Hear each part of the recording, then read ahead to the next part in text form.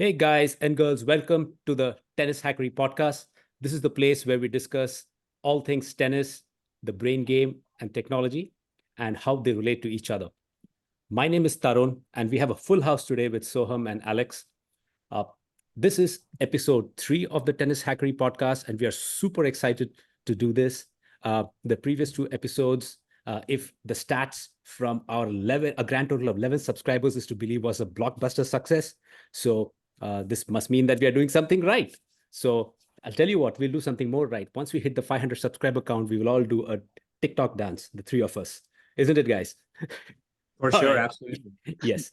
For All right. sure. You can follow us on our socials on Instagram, X, which used to be called Twitter, Meta, YouTube, as well as Spotify. This handle is very simple. It's at Tennishackery. So please give us a follow, leave us a review and comments on all other social platforms. All right. Without further ado, I am going to cede the floor to Soham. Hi, guys. It's a pleasure being back with episode number 3, which is on fitness, which is a pivotal part of our lives, not just tennis, but a general lifestyle. We had a great response to episode 2, which was about my visit to Indian Wells, and we want to continue to, encouragement and positive vibes from our viewers and keep giving you guys good content. So this brings us to episode number 3, which is on fitness, specifically in tennis. Now, fitness is a very, very important part of our lives, as I said, and it's essential that we focus on fitness in tennis, whether we are playing singles or doubles. It's been very close to my heart and something that I really care about. And I'm sure both of our co-founders, Tarun and Alex, care about it as much, if not more than I do. So opportunity for me to welcome co-founder number 3, Alex Porda.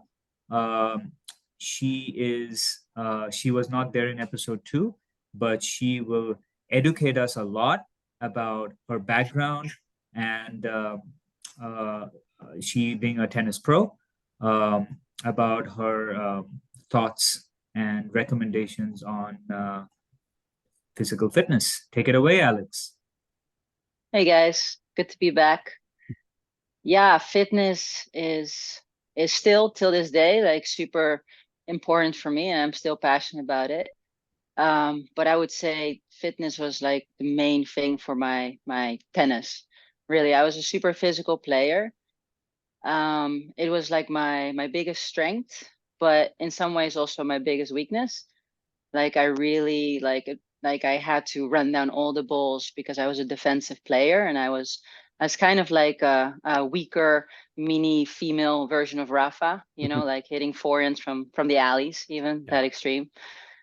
So I always had to really learn a lot about fitness and become more fit because of my game, and also nutrition and stretching. And I was always trying to find ways because I really needed to. And at some point I started to learn to come to the net and find more ways to not be so defensive. But it was really a big part of my game. And I even struggled with cramping because I had to run so much, So yeah, it's been like super important for me and super passionate about it. I also really cared about being fit. It was also like something that I just really wanted to. And then I really believe as a coach also like how important fitness is and the footwork. And there's so much to it and so much to learn. So yeah, super passionate about it for sure. Wonderful. Nice to hear how important fitness, how much of an importance fitness plays a role in our lives. In fact, just before this episode, I was working on my core muscles because it was raining and I was not able to coach. So it's just so appropriate that we're talking fitness. Now, I want to ask you guys a little bit more about. So I know Tarun for a long time. How did Alex? How did you and Tarun meet? Tarun, maybe you want to share how you guys met and why is fitness so important to you? Sure. Let's start with how we met. So this was Alex and I met at the PTR 2 a level 2 workshop. So this was in Fremont in North California.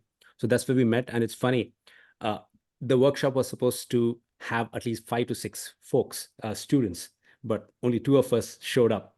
And the spotlight was on both of us. Like we were doing all the drills, conducting, the sessions on each other, practicing, and it was an amazing experience. So we spent like 6 days, and we really bonded, and that and Soham, I already knew you from before, and that's how like we started. We got this group together of Tennishackery, and I'm so glad that this happened. Yeah. Yep. And So Tarun, that's great. I'm glad we all met and we are collaborating on coming up with something fabulous for our budding tennis players.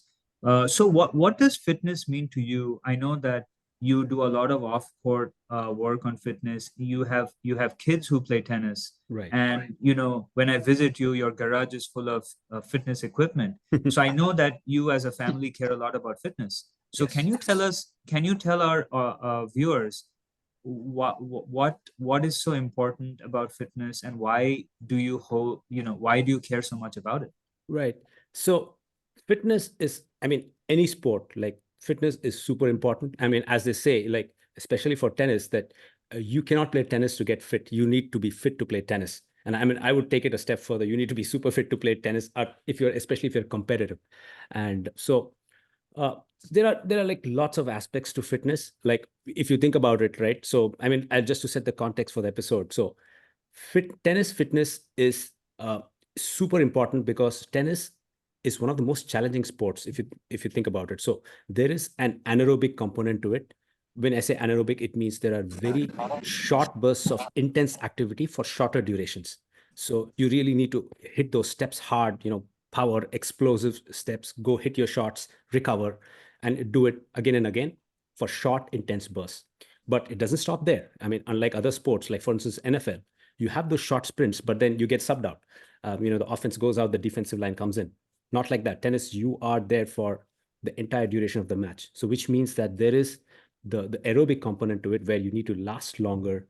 Like on the WTA side, long 3-set matches can take like 3 hours, and on the ATP side, you look at those crazy 5-setters, like 5+ hours.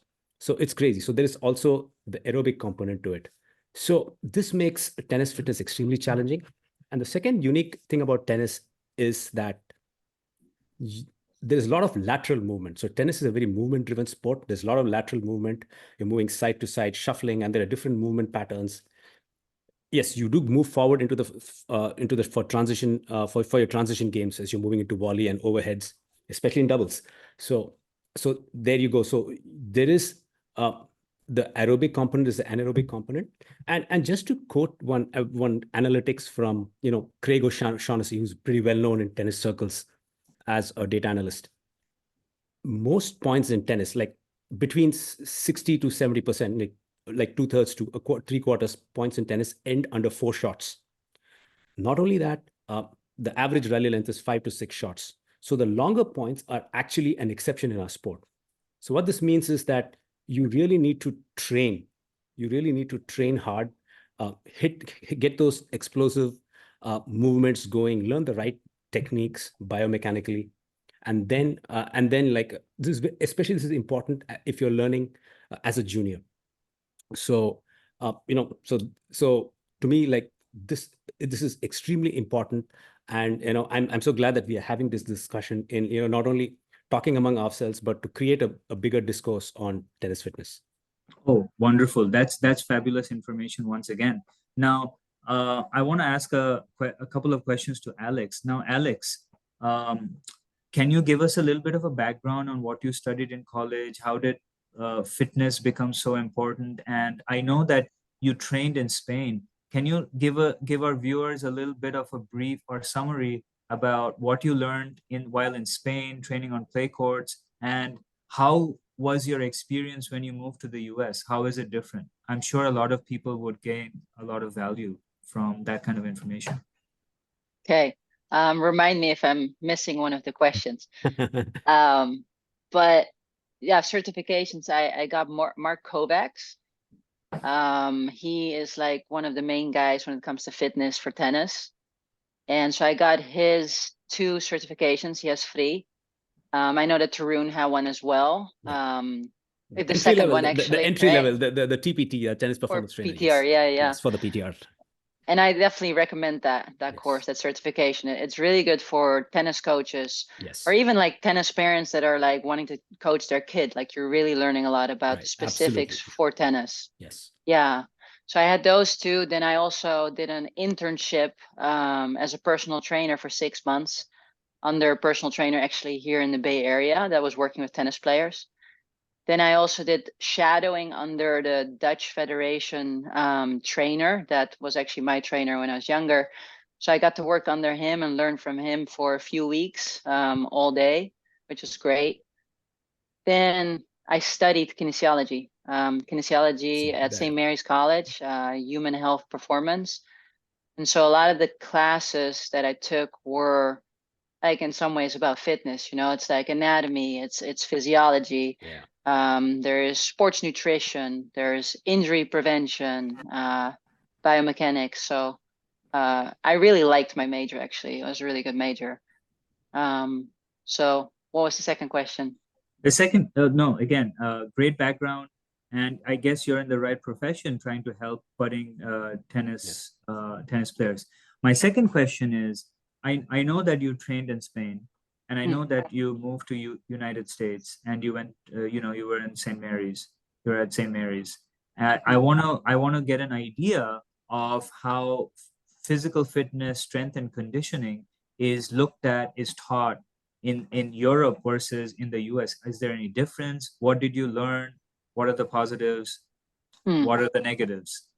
Sure. Yeah. So from my opinion and my experience, it's like in Europe, there's a lot more academies. And so it's a lot easier. It's closer by, right? The Right. countries are smaller and there's more academies. So it's a lot easier to find places where you have everything. And so it's the kids, they show up there and they're going to a clinic for 2 hours and then they have an hour fitness afterwards. And then they might have a little injury and then they go to a physical therapist before or afterwards. And it's like just super easy. So, and they take the bus or their parent drops them off within 15 minutes after school. Yeah. So I would say that's the common thing, or they're at an academy and they live at the academy. Here in the States, it's much harder to find that. And perhaps also people don't realize how important it is here. I'm not sure about that, but I would say it's a norm to do fitness a lot in Europe versus here. I think here you have to be very you have to seek it out. You have to seek out the experts. You have to seek out the places much more. That said, I will say here, college tennis, which is not as much of a thing as in Europe, barely, right? College tennis, like it's great because you have a college coach that is usually pretty educated about it. They work together with a strength and conditioning coach that is a very good strength and conditioning coach, usually. Then there are trainers, physical trainers there. You might even have yoga twice a week. You have a resistance band workout before practice. Everyone, it's very structured. Right. And you go to practice every day. And so like the coaches are making sure you get better, right? So I would say that is really well done in the States, but overall compared to Europe, when it comes to the juniors, there is a big difference when it comes to fitness. Yeah. Oh yeah, and it's so interesting you mention all of this because the way I conduct my tennis lessons is a high emphasis on fitness. Because one of the things that I've noticed early on um, is there are a lot of kids who have good hand-eye coordination, who have good even mental strength, and somehow they're born with good technique. However, they're very lazy with their movement. And, I picked that up. I observed that amongst many of my students. And, you do cone drills, you do short sprints, lateral movement, sprints up and down. Because, without fitness, especially in singles play, it's very difficult. And I'm sure when you train on other, fitness is so essential, because whether you play on clay, whether you play on grass, whether you play on hard courts, it's, you need good fitness regardless, right? Absolutely. And, in terms of general shape of the human body, I've seen a lot of tennis players have much stronger lower body, because you don't want to add too much mass on the, top half of your body, because you don't want to be carrying, you don't want your knees to be supporting a lot of mass, right?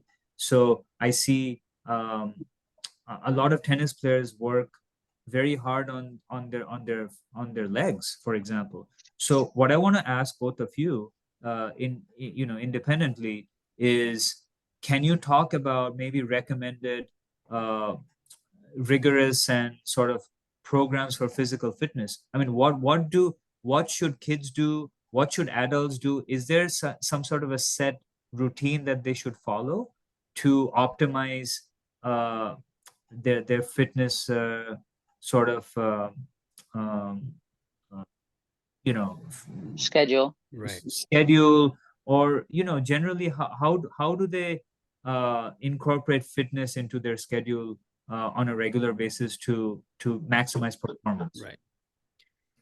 Yes. So I can take that first. So if I may.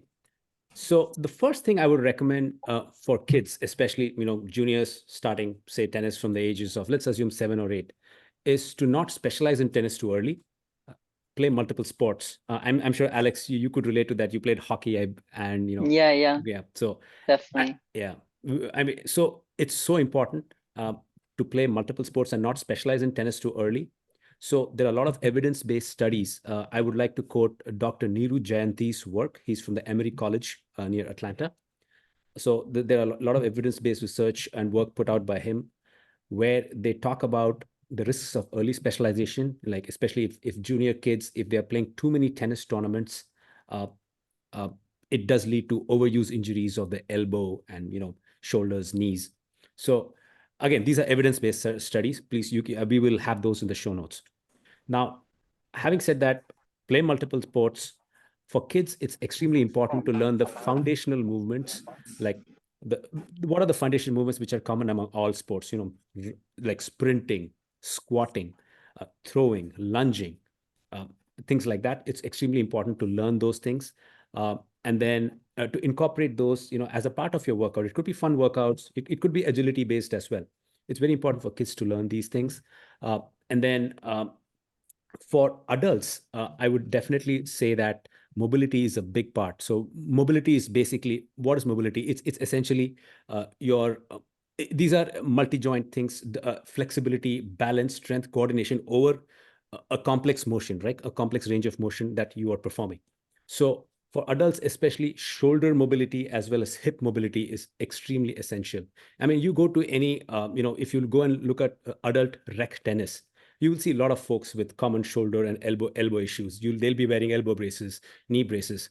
Now, I'm not saying that they're doing anything wrong. Nobody's judging here. But what I'm trying to say is that these are some of the common things that can happen, and there is some preventative work you could do that would help you sustain through the rigors of tennis. Hmm. Yeah.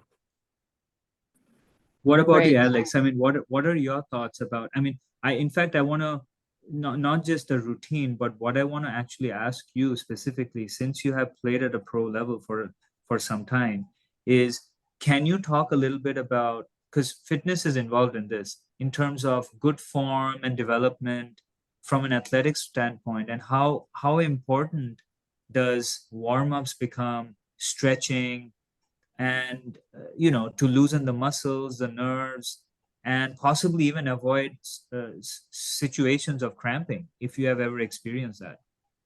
Oh yeah, I've experienced that a lot. Ouch. Me too. I, Cramper. Yeah.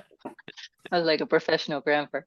Um, yes, I really believe, and what I experienced the most from the trainers I worked with, and as a coach, seeing trainers work with good players, is the resistance band, which I think is like for sure for the pro level, but it's for any level. It's for the adults, it's for the beginners. You might need to be 10 years and older for that.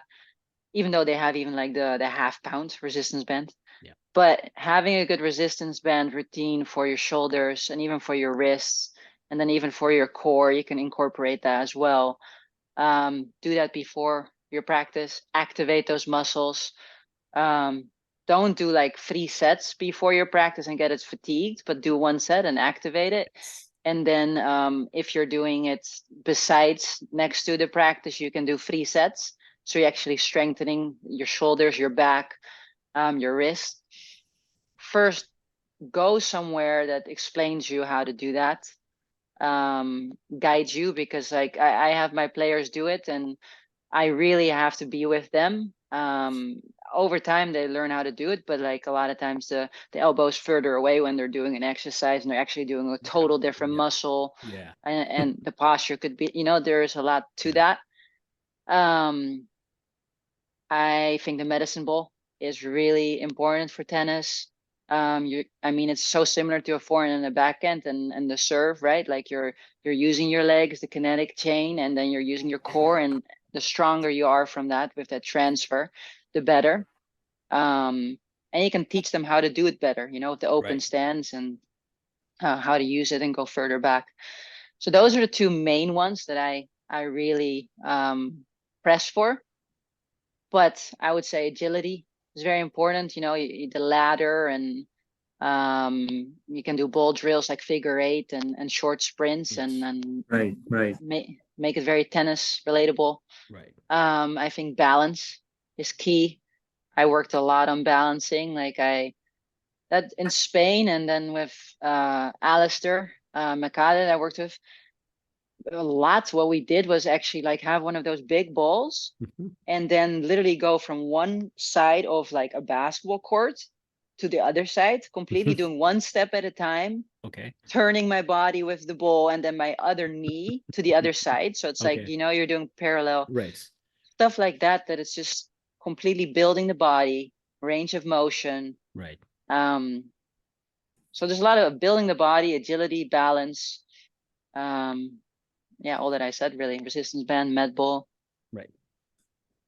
I have a very specific question which I see amongst recreational players, and I consider myself a recreational player too, that how important is fitness in terms of reaction? Like I see a lot of people being late, right? Yeah. Being late to balls, so their reaction, it's also tied into anticipation. Yeah. Because everything is related to your footwork and split steps. Yes. But can either of you, it's open to either of you, talk about how important anticipation, balance, split stepping, and just general, tracking the ball, all of that, how that ties into fitness? Oh, Hmm. yeah. You want to Absolutely. go or me? Sure. Go I for I it. can go for it. Yeah. Yeah. So extremely important. So they talk about the ABCs of fitness, right? The agility, balance, and coordination. So what you're talking about is the third. So essentially, it's extremely important to actually have these activities in your warm-up. This is something that I see the adult rec players not do. Just use a couple of balls and just get the eyes, hands, and feet coordinated to track the ball. So this is very important part of the warm-up. And again, this can get very nuanced based on what activity you're trying to do.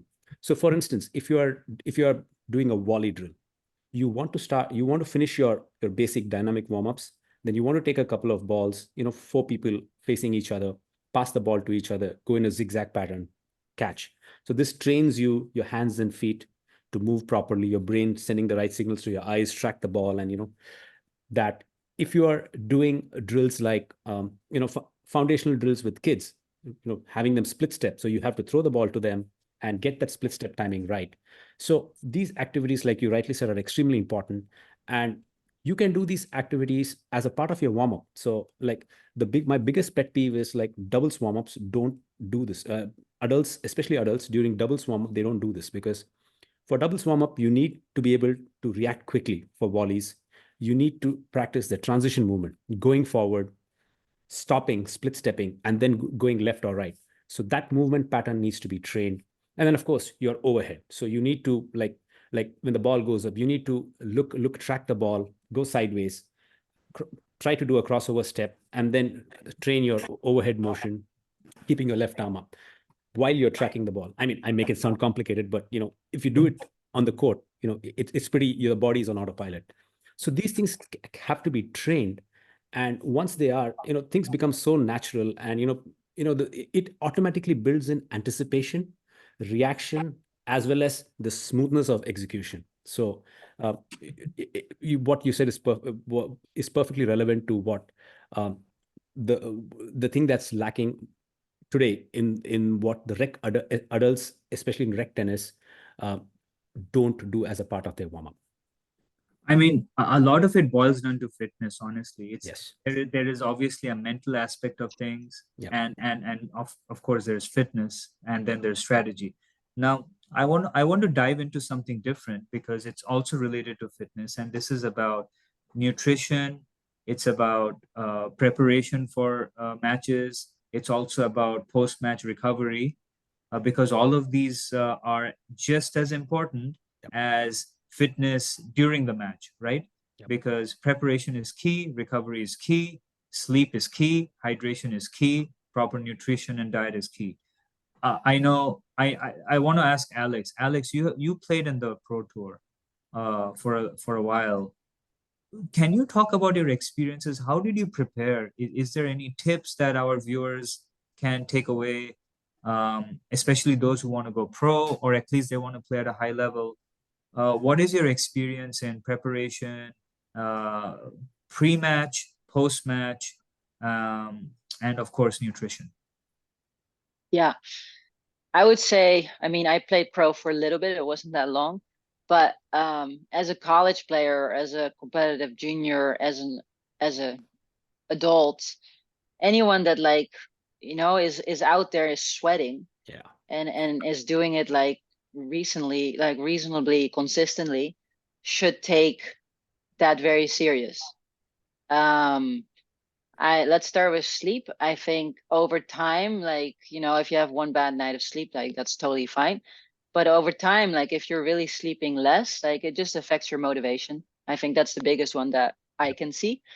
I also think you're just not sharp. Your mood changes and your body is more tired. Like that's a really big one, obviously. Right. When it comes to hydration, it's recently I've actually become a lot more aware of that because it's so easy to forget about it. I was definitely not drinking enough the last few years. So when I don't compete, then it's like not as easy for me to care, right? But it's important when you even just go to the gym. Like if you're not having the electrolytes in you, if you're not having your magnesium, your zinc, your potassium, and I'm sure I'm missing some, but like you're missing out on electrolytes, which they're sending information between the cells in your body to function well. So if those are not functioning well, you have more inflammation, so you don't recover as well. Well said. So so finding like a good product, preferably not Gatorade actually, because it has a bunch of sugar. A good product, and having the electrolytes in one of your water bottles, and bringing that to the gym or to the tennis court, I highly recommend. I take it with me even if I do something for 15 minutes a day. Yeah.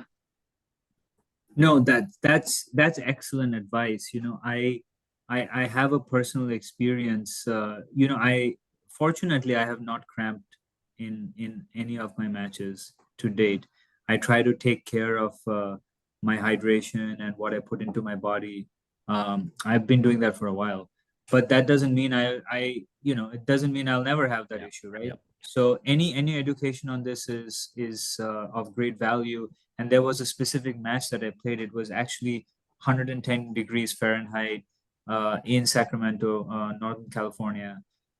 Crucial match, and I was so flat. I was lacking energy, and I had played two matches the day before, so it was my third match in the space of 24 hours, and I had a lot of trouble you know just getting energy. And I'm a Yeah. high energy player. I need energy, and I had a lot. I prepared a lot of whether it's protein bar, whether it's bananas, whether it's strawberries, whether it's blueberries, natural fruit. not too much added sugar, because that's not very good for your body. Right. And of course, electrolytes, fluid, water, everything. And one thing it definitely helped. I somehow, put in a lot of different things. I tried and tested, and it somehow I came up with the energy. Because what happens is, when you're flat, when you don't have energy, it could be sleep deprived, it could be lack of nutrition, your making goes for a toss. And Exactly. when your decision making goes for a toss, your It's a slippery shots are slope. not in sync. Yeah. Your shots are not in sync. Your footwork is off. You're just mentally not there. And you know how important mental aspect of tennis is. Yeah. So I there was a great lesson for me. I was able to pull out the match, and I am very conscientious about being prepared. So Tarun, do you have any examples? Maybe I know once I was watching a match of yours and you ended up cramping, and I was feeling very bad because you were in a winning position. Like, what have you learned Right. from your experience there, and how do you prepare, before and after matches? Sure. So yeah, I'm a serial cramper, by the way. So no shame in that. So the thing is, I mean, what I have learned over time is, and by a lot of research, researching stuff, reading, talking to other experts, is that you don't want to get into a match in a dehydrated or underfueled state. So watch like Alex mentioned, your sleep, be properly fueled up as well as hydrated when you show up on court. Now this just doesn't just apply to matches. You have to practice this. So if you have a 2-hour drill session, prepare for it properly. Don't just show up there, in a dehydrated state. So that's where it starts, building these consistent habits. And then, there are a lot of hydration protocols and, nutrition protocols for tennis specifically. We won't go too deep into that. We can definitely link some resources. But the two key things are, sodium is extremely important because you lose a lot of water, and the concentration of sodium you lose a lot of water, electrolytes. So you need to replenish those. Extremely important to replenish sodium. So find a good electrolyte product that works for you. And a lot of this is by trial and error that you need to find this. And the other thing is hydration. So during a match, it's very important to drink, to replace the lost fluids at regular intervals. So use preferably a drink with electrolytes so that you get both at the same time. Also, carbs are extremely important because you get underfueled. You may actually start running out of energy.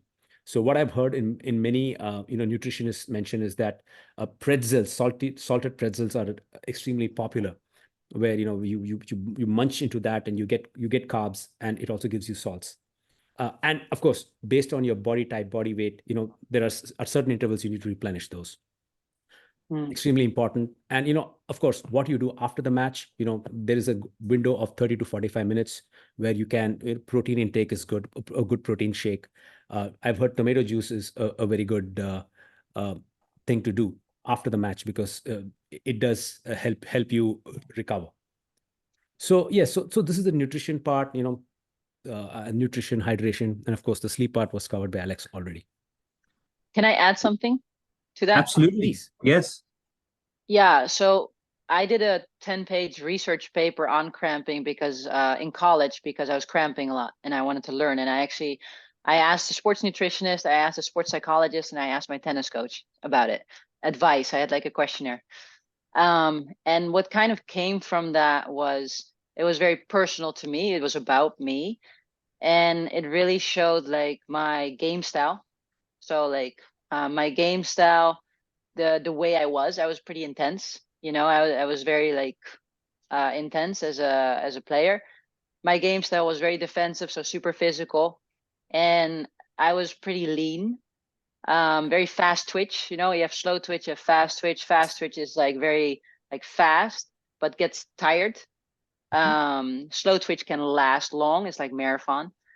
So I think those are factors to think about with fitness cramping, but like fitness in general too, like knowing who you are, what kind of player you are, what do you need to work on, how should you fuel if you're that type of player, Right. For me, I had to fuel a lot during the matches. So like I had gels, had a lot of gels with me.